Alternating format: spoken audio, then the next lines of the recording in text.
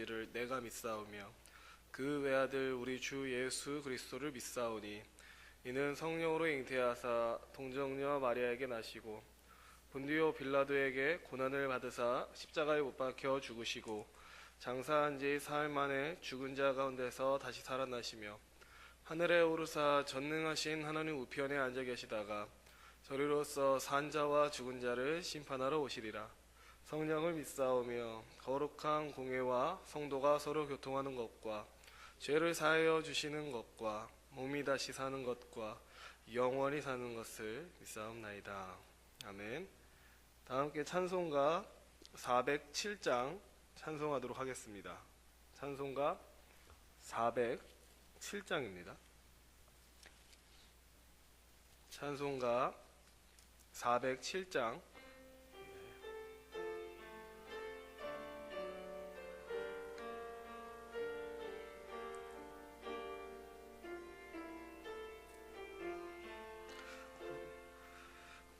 구주와 함께 나 죽었으니 구주와 함께 나 살았도다.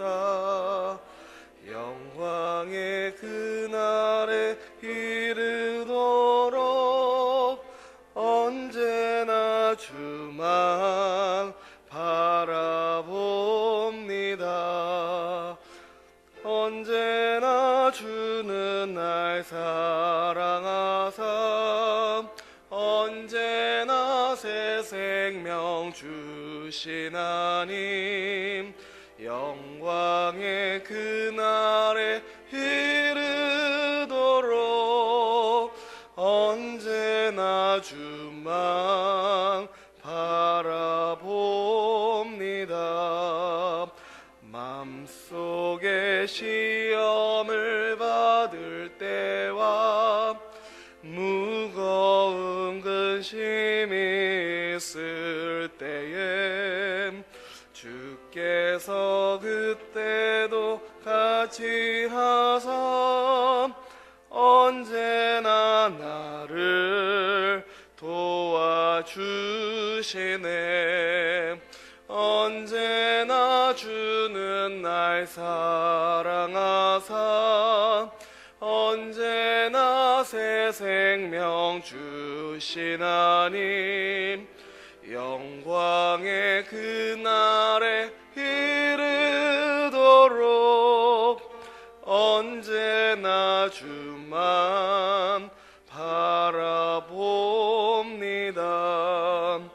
뼈 아픈 눈물을 흘릴 때와 쓰라린 마음으로 단식할 때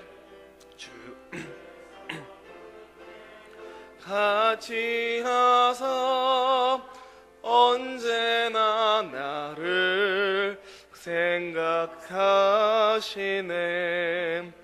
언제나 주는 날 사랑하사 언제나 새 생명 주신 하나님 영광의 그날에 이르도록 언제나 주만 바라봅니다. 내 몸의 약함을 아시는 주 못 고칠 질병이 아주 없네. 괴로운 날이나 기쁜 때나 언제나 나와 함께 계시네. 언제나 주는 날 사랑하사 언제나 새 생명 주신 하나님 영광의 그날에 이르도록 언제나 주만 바라봅니다. 아멘.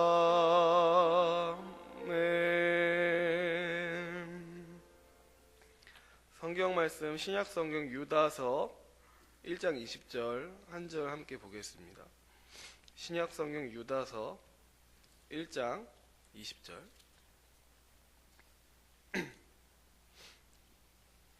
신약성경 유다서 1장 20절을 함께 보도록 하겠습니다. 제가 가지고 있는 성경으로 397면에 있습니다. 신약성경 유다서 1장 20절. 제가 가진 성경으로 신약 397면에 있습니다. 한 목소리로 읽도록 하겠습니다. 사랑하는 자들아, 너희는 너희의 지극히 거룩한 믿음 위에 자신을 세우며 성령으로 기도하며. 아멘. 우리가 읽은 이 유다서는 예수님의 동생 유다가 쓴 서신입니다. 당시 이 유다서를 받는 상황은 어떤 상황이었냐면, 교회 안에 이제 진리를 왜곡하고 거짓 가르침을 전하는 거짓 교사들이 숨어 들어왔었습니다. 그래서 그들은 하나님의 진리를 방탕한 것으로 바꾸고 주 예수 그리스도를 이제 끊임없이 부인하는 그런 사람들이었습니다. 그래서 유다는 이런 거짓 교사들한테 미혹당하지 말라라면서 이제 권면의 의미로 이 편지를 쓴 것이었죠. 특별히 이제 읽지는 않았지만 오늘 본문 바로 윗절에 유다는 이렇게 말합니다. 19절에 보면 이 사람들은 그러니까 거짓 교사들을 지칭하는 것이죠. 이 사람들은 분열을 일으키는 자며 육에 속한 자며 성령이 없는 자니라.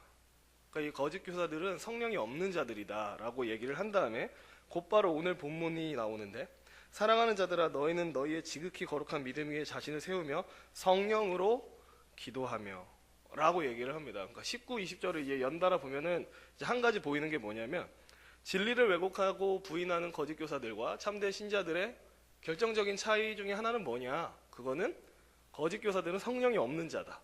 그럼 반면에 너희 참된 신자는 너희 안에 성령이 계신다. 그렇기 때문에 너희가 기도할 때 어떻게 기도해야 되느냐? 그래서 오늘 본문에서도 얘기하기를 너희가 성령으로 기도해야 된다. 그것이 참 신자의 모습이다. 다른 말로 성령 안에서 기도해야 된다라는 얘기를 합니다.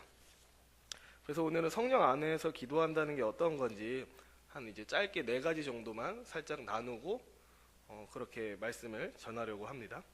이제 신자가 기도하는 내용과 방식이 굉장히 다양하지만 그래도 이제 가장 근본적인 원칙은 이제 성령 안에서 기도하는 것입니다. 그러니까 저도 가끔 이렇게 기도를 할 때 저의 익숙함으로 기도를 할 때가 참 많죠. 그러니까 제 입에는 뭐 기도할 때 그냥 줄줄줄 단어 이어붙이고 이런 것이 어렵지 않으니까. 하지만 그럼에도 불구하고 기도하는 게 힘들 때가 있습니다. 그러면 그럴 때마다 한 번씩 기억을 하죠. 아, 내가 기도하는 것이 단순히 나의 익숙함으로 기도하는 것이 아니라 성령 하나님의 도우심 안에서 성령 안에서 기도하는 것이지라는 것을 기억하고 또 다시 성령님의 도우심을 구하면 또 기도할 것들이 자연스럽게 떠오르고 하나님께서 도와주신다는 것을 많이 느끼게 됩니다. 특별히 바울도 유다 못지않게 비슷한 얘기를 많이 했습니다. 내가 영으로 기도하고 라고도 말했고, 또 에베소서에서는 항상 성령 안에서 기도하기를 힘써라 라고 얘기를 했습니다. 그러니까 이렇듯 신자라면, 성령이 안에 내주하고 있는 신자라면 성령님의 도우심 가운데 성령 안에서 기도하는 것이 이제 당연하다는 것이죠. 그래서 이제 성령으로 기도한다는 것은 첫째 어떤 것이냐면 성령의 감화를 위해서 기도하라는 겁니다. 그러니까 이제 성령의 감화라고 얘기하니까 조금 애매하지만 말을 바꾸면 성령 하나님께서 우리 마음과 생각에 영향력을 끼치게 하셔서 우리의 기도를 주관하게 하시라라는 그런 의미입니다. 그래서 성령께서 우리의 기도를 주관하시고 또 우리에게 감화를 일으키실 때 우리 안에 영적인 목마름이 생기고 이제 더욱 간절하게 기도하게 됩니다. 그러니까 이러한 예를 굳이 성경에서 찾자면 2가지 예를 찾을 수 있을 것 같은데, 우리가 잘 알고 있는 야곱이 야복 나루에서 천사와 밤새도록 씨름하는 그런 장면을 보게 됩니다. 근데 이제 야곱이 그 천사와 밤새 씨름하면서도 그 천사를 놓아주지 않죠. 그러면서 얘기하기를 당신이 내게 축복하지 않으면 내가 당신을 가게 하지 않겠습니다.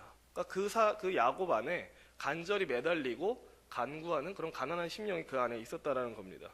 또 마태복음 9장에 보면 맹인 2사람이 나오는데, 되게 재미있는 것은 맹인이면 이제 앞이 보이지 않는 사람인데도 불구하고 예수님이 자기들 근처를 지나가신다는 사실을 알았습니다. 그래서 이들은 예수님을 향해서 부르짖으며 자신들을 불쌍히 여겨달라고 그렇게 외칩니다. 근데 이제 재밌는 건 곧바로 예수님이 가던 길을 멈추는 게 아니고 예수님은 계속 가던 길을 가세요. 근데 맹인이라면 눈이 보이지 않기 때문에 뭐 이렇게 계속 가시는 예수님을 따라간다는 게 굉장히 어려움에도 불구하고 말씀에 보면 그들이 계속 예수님을 따라갔다고 나옵니다. 그래서 예수님이 어느 집에 들어가니까 거기까지도 맹인들이 따라왔어요. 그러니까 이들 마음속에는 예수님을 통해서 고침과 치유를 받고자 하는 열망이, 그 간절함이 샘솟고 있던 거죠. 그래서 예수님이 그들에게 물어봅니다. 내가 능히 너희를 고칠 줄을 믿느냐? 그러니까 그 맹인들이 얘기하기를 주여 그렇습니다. 그의 열정적인 마음, 그 예수님을 붙드는 마음을 보시고 예수님께서 너희 믿음대로 되라라고 하고 고쳐주시는 모습이 나옵니다. 그러니까 이렇듯 성령 안에서 기도한다는 것은 성령님께서 우리 영혼에 감화를 일으키셔서 더 간절하게 가난한 심령으로 기도하게 만든다는 겁니다. 성령으로 기도한다는 것은 둘째로는 이제 믿음 안에서 기도하게 된다는 의미인데, 그러니까 제가 이제 계속 얘기하는 것은 이러한 일들이 이제 성령 안에서 기도할 때 이러한 일들이 일어나는 이유는 그 성령 하나님께서 갖고 계신 고유의 특징 때문에 그렇습니다. 그러니까 성령 안에서 기도한다는 것은 믿음 안에서 기도한다라는 거라고 말할 때는 성령님이 뭐 여러 가지 이름으로 불리지만 그 중에 하나가 또 믿음의 영이라고 불리는 구절이 고린도 후서에도 나옵니다.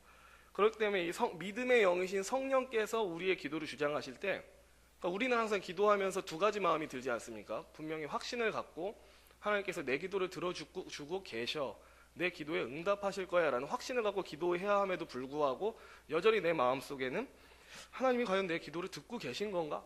나의 기도에 관심이 있으신 건가? 응답하실 것인가? 라는 불신의 마음이 동시에 이제 존재하는 것을 자주 봅니다.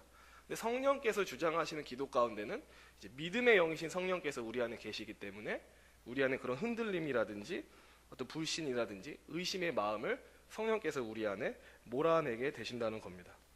그래서 성령 안에서 기도하는 사람은 이러한 성령님의 도우심에 힘입어서 더 확신에 찬 그런 기도를 드릴 수 있게 됩니다.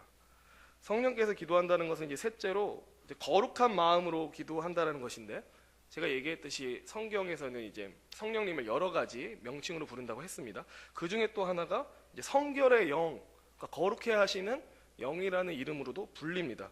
그러니까 거룩해 하시는 영이신 성령님이 신자 안에 들어오기 때문에 어떤 영향이 일어나냐면 당연히 신자도 같이 거룩해지는 일이 일어납니다. 그러니까 성령 하나님께서 갖고 계신 속성을 신자도 공유하게 된다는 거죠. 그래서 이 거룩한 영이신 성령께서 오셔서 우리의 기도를 인도하시면 우리도 당연히 생각과 마음이 그 성령님으로 인해서 거룩해진다는 거죠. 그러니까 마치 이것은 다윗이 하나님의 이름을 위해 성전을 지으려고 했던 거랑도 비슷한 것 같습니다. 다윗은 일종의 마음의 어려움이 있었습니다. 어떤 어려움이 있었냐면 자기는 이렇게 좋은 궁전에 거하고 있는데 하나님은 천막에 계시는구나. 그래서 내가 하나님을 위해서 집을 지어드리고 싶다라고 해서 성전 지을 생각을 하지 않습니까?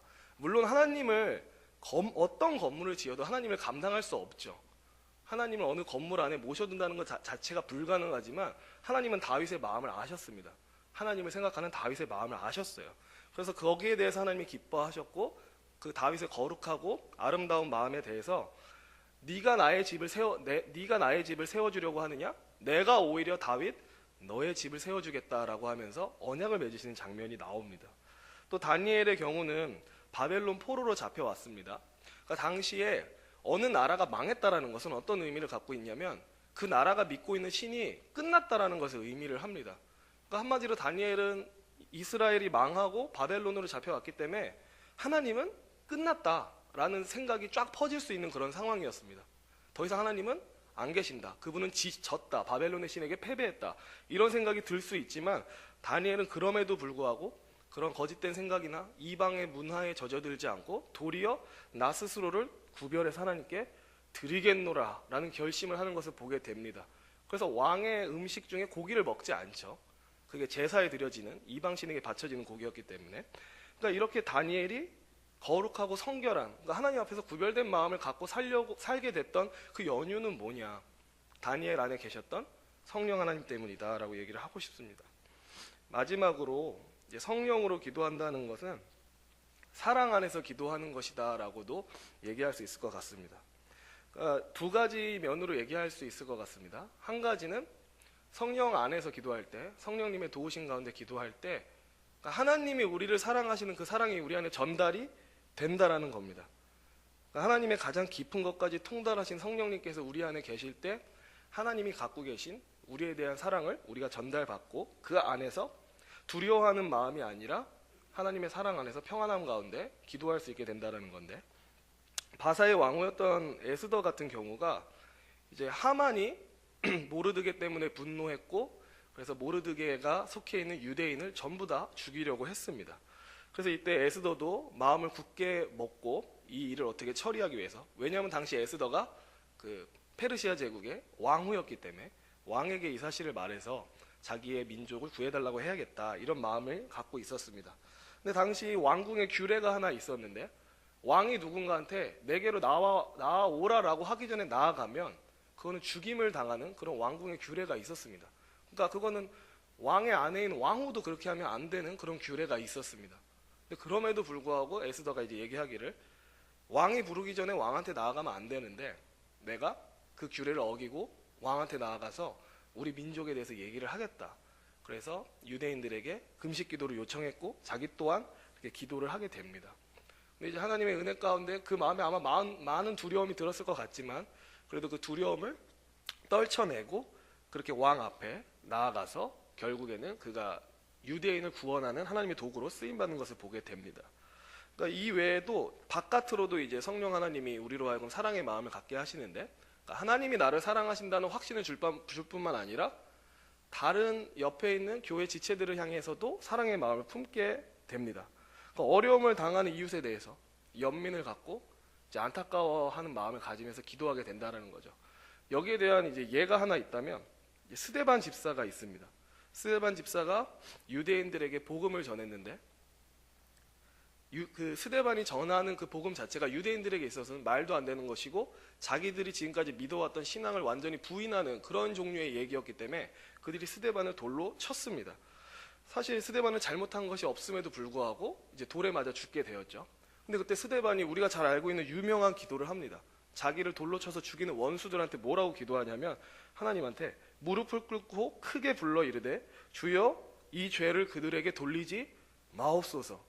그러니까 이게 상식적으로 말도 안 되는 기도인 거죠. 지금 저 사람들은 나를 돌로 쳐서 죽이고 있습니다. 그들이 던지는 돌에 맞아서 나는 막 까지고 깨지고 피를 흘리면서 점점 의식을 잃어가고 있는데, 그럼에도 불구하고 스데반의 마음속엔 자기를 죽이고 있는 그 유대인들에 대한 연민과 사랑의 마음이 있었던 겁니다. 그래서 하나님께 죽기 전에 기도하기를, 저들의 죄를 저들에게 돌리지 말아주십시오. 그러니까 이건 상식적으로 불가능한 거죠, 인간으로 봤을 때. 근데 이런 일이 어떻게 일어날 수 있느냐? 사랑의 영이신 성령께서 스데반의 마음 가운데 그들을 향한 연민을 부어주셨기 때문이다 라고 밖에는 말할 수가 없습니다. 그러니까 다시 한번 얘기하지만, 이제 성령 안에서 기도할 때 일어나는 일은 성령 하나님께서 갖고 계신 그 고유한 특징들이 성도들에게 그대로 전달된다는 것입니다. 믿음의 영이신 성령이 우리 안에 계시면 우리 안에 믿음이 견고해지고, 성결한 영이신 성령께서 우리 안에 거하시면 우리가 성결해지고, 또 사랑의 영이신 성령이 우리 안에 거하시면 우리가 사랑의 사람이 됩니다. 그렇기 때문에 우리가 기도하는 데 있어서, 그러니까 이게 굉장히 신비하지만 실제적인 거고, 또 우리가 그렇게 믿고 확신하면서 기도해야 할 필요가 있습니다. 그래서 이 자리에 계신 우리 모든 성도님들이 우리 안에서 일하시고 또 자신의 갖고 계신 것들을 우리와 공유하시고 또 우리의 기도를 인도하시는 성령님을 힘입어서 기도할 수 있는 복된 신자들이 될 수 있기를 주님의 이름으로 기원합니다. 네, 기도하겠습니다. 믿음의 영이시자 성결의 영이시자 또 사랑의 영이신 성령님, 무엇을 기도해야 될지 어떻게 간구해야 할지 알지 못하는 무지한 우리에게 오시어서 우리를 다스리시어서 마땅히 기도할 것을 기도할 수 있도록 도와주시옵소서. 그리고 또한 우리가 그 가운데 확신할 수 있게 하여 주시옵소서. 지금 성령께서 나의 기도를 돕고 계시는구나, 내가 이 도우심 안에서 능히 기도할 수 있구나라고 감사하며 기도할 수 있는 우리 모두 되게 하여 주시옵소서. 특별히 한 가지 더 기도하는 것은 성령 하나님께서 갖고 계신 그 거룩한 특징들이 우리 성도들 안에도 녹아져 내려서 우리가 성령의 열매를 맺는 복된 신자들 되게 하여 주시옵소서. 감사드리며 주 예수 그리스도의 이름으로 기도합니다. 아멘. 찬송가 187장 함께 찬송하도록 하겠습니다. 187장입니다. 187장.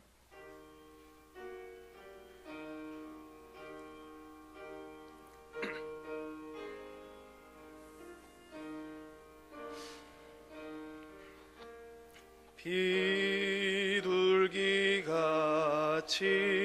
온유한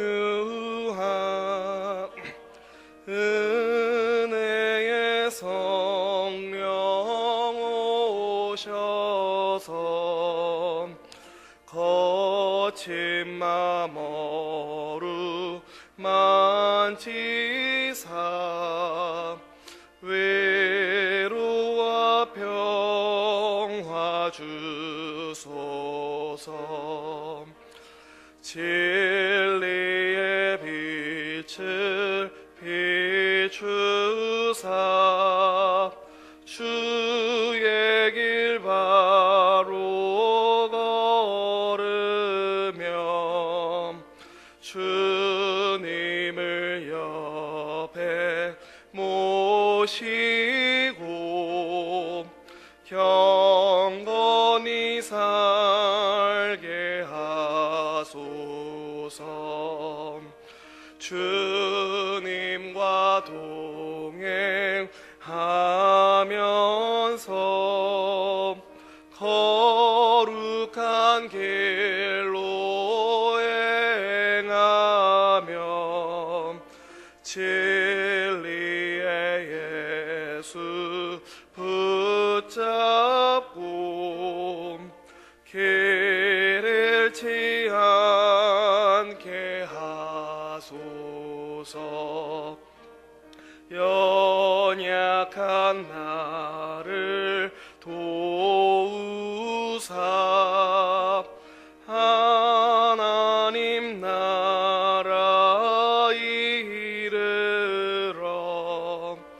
주님의 품에 안기는 영원한 안식 주소서.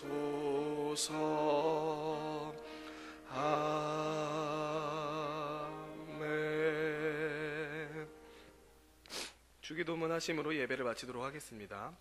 하늘에 계신 우리 아버지여, 이름이 거룩히 여김을 받으시오며 나라의 임하옵시며 뜻이 하늘에서 이룬 것 같이 땅에서도 이루어지이다. 오늘날 우리에게 일용할 양식을 주옵시고 우리가 우리에게 죄 지은 자를 사하여 준 것 같이 우리의 죄를 사하여 주옵시고 우리를 시험에 들게 하지 마옵시고 다만 악에서 구하옵소서. 권세와 영광이 아버지께 영원히 있사옵나이다. 아멘.